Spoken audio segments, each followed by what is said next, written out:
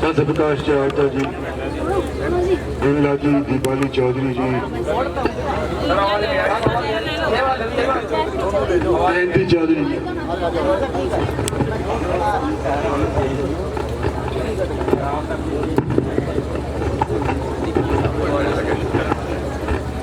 जयंती चौधरी जी, जिला परिषद के सदस्यगण,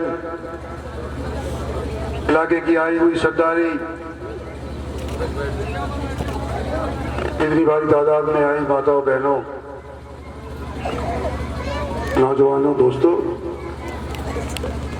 आपके गांव में जब मैं आता हूं, चाहे कितनी गर्मी हो, जिस तरह का प्यार आपसे मुझे मिलता है, सारी थकान मेरी तुरंत दूर हो जाती है।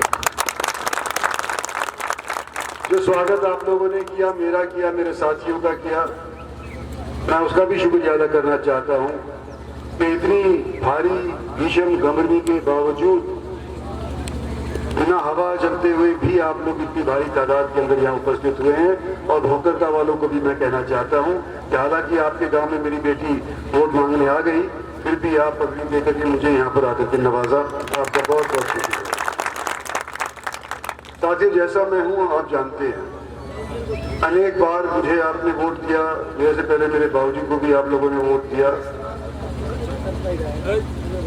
और अब तीसरी बार भारतीय जनता पार्टी की टिकट के ऊपर आपसे मैं समर्थन और सहयोग चाहने के लिए आपके बीच के अंदर उपस्थित हुआ हूँ। आपका सहयोग मिलेगा ये मुझे मालूम है, पर यह भी मुझे मालूम है कि इस बार जो कैंडिडेट हमारे सामने कांग्रेस ने खड़ा किया है वो हमारे इस क्षेत्र का नहीं है। तो कई बार लोग जो सोचते हैं कि ये अगर बाहर का कैंडिडेट है तो इंद्रजीत सिंह तो इसके सामने आराम से जीत जाएगा, मेहनत करने की जरूरत ही नहीं, गर्मी के अंदर क्यों पसीना बहाया जाए, क्यों वोट डालने के लिए जाए।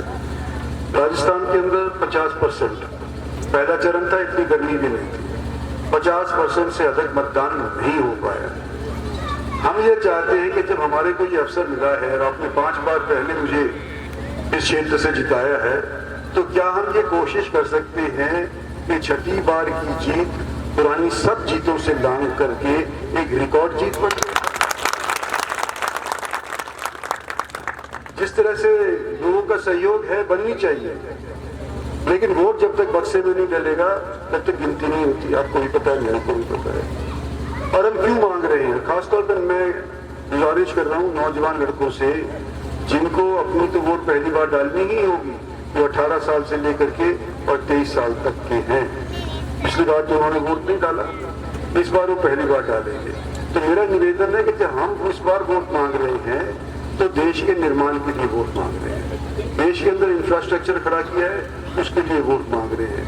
देश आज से 25 साल बाद 100 साल जब पूरे हो जाएंगे हमारी आज़ादी के, तो एक विकसित देश कहलाए, इस तौर के ऊपर हम आज के दिन प्रयत्नशील हैं और इसके लिए वोट मांग रहे हैं। तो आपका जो ये नौजवानों का पहला वोट होगा, जब मेरी उम्र के आप बन करके वोट डालेंगे, तो उस टाइम ये याद रहेगा कि हमने देश के निर्माण में अपने पहले वोट का प्रयोग किया था। तो आपकी ये भी ड्यूटी है कि अपना वोट देश के लिए भारतीय जनता पार्टी को डालो। साथ साथ ये भी ड्यूटी लगाना चाहता हूँ कि उस दिन गर्मी होगी भीषण, जो वृद्ध है या किसी तरह से पहुंच नहीं पा रहा, तो उसकी जब पहुंचने की, पोलिंग स्टेशन तक पहुंचने की व्यवस्था मेरे नौजवान बच्चे ये करें, इनसे ये भी मेरा निवेदन है। और जब भी वर्कआउट टूट पाएगा, मैं दोबारा शायद इस इलेक्शन के दौरान तो कम से कम आपके बीच के अंदर नहीं आ पाऊंगा, क्योंकि मेरे को दूसरे हलकों में भी जाना पड़ेगा। लेकिन पिछली बार मैं धन्यवाद करने नहीं आ पाया था क्योंकि कोविड जैसे बता रहा था हमारे ऊपर आ गया था। इस बार जरूर धन्यवाद करने के आऊँगा, उस टाइम के अंदर पूरा टाइम भी लेंगे और आपके रिकॉर्ड।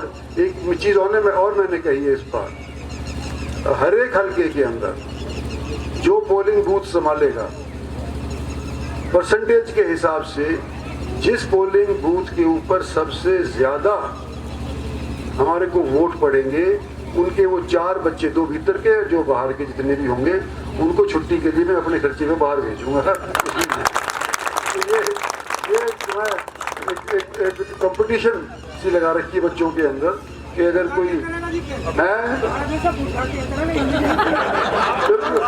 उठा तो दुनिया देख ली देखनी है यार, ये तो बाहर का दुनिया देखनी है। ये तो बुढ़ा तो बड़े उड़े ही थे, बेटे बेटे आशीर्वाद दे, बच्चे जाओ मजा कर जाओ। जगह वो जाना चाहेंगे वो दिखा दें। हरिद्वार चाहे तो हरिद्वार, कश्मीर चाहे तो कश्मीर। हरिद्वार में तो इतनी गर्मी फिर भी होगी, कश्मीर तो ठंड होगी। माउंट आबू चाहोगे वहाँ जाएंगे।